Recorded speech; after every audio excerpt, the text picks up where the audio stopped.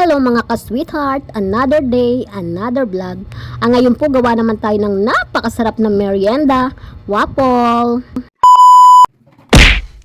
Ito po yung first batch ng luto. Ayan po, maglalagay ng, mayroon pong white hotdog na may cheese.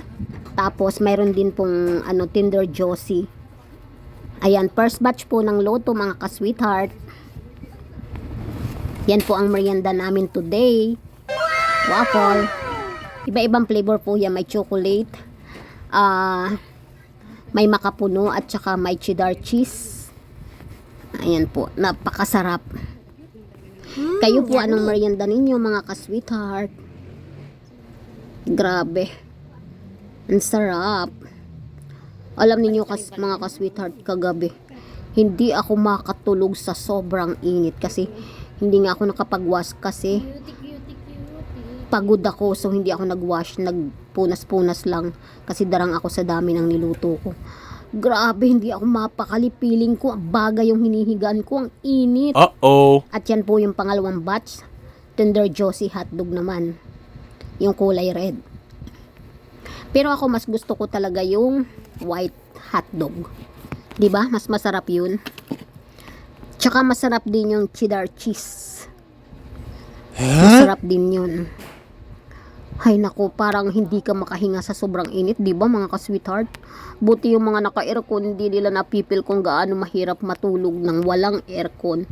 Kasi yung electric fan parang nahinga ng dragon. Sa sobrang init. Useless lang yung electric fan, di ba? Sobra-sobra talagang init. Pero wala. Nagwash ako siguro mga alas 12 ng gabi, yung nakapahinga na ako. At ayan na nga po, kailangan baliktarin kasi luto na yung kabila mga ka-sweetheart.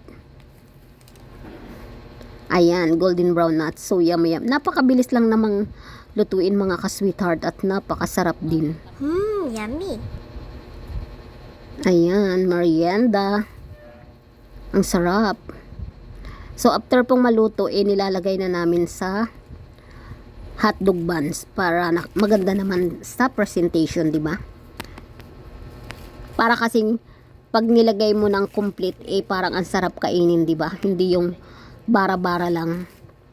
Mas maganda pa rin pulido ang lahat para ganado kang kumain, di ba mga ka-sweetheart? Kasi kung bara-bara lang yung gawa mo, parang ay naku, walang gana. Parang easy lang ginawa. Kaya mas maganda pa rin yung magandang tingnan. At ayan na nga po, first deliver. Kasi magme-merienda na sila boss Bulol. Si Darling yung magdi-deliver. So ayan mga ka-sweetheart, another salang.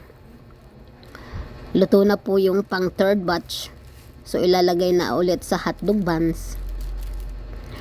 Kayo po ba sa inyong lugar mga ka-sweetheart, sobra din po bang init?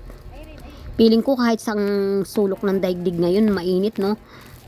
Except lang sa ibang bansa. Pero dito sa Philippines, lahat yata ang init, di ba mga ka-sweetheart? Sobra. Nagkakatuyuan na ng tubig. At ayan na nga po, di ba? Napakagandang tingnan. Ayan. Thank you for watching mga ka-sweetheart. We love you. Bye-bye.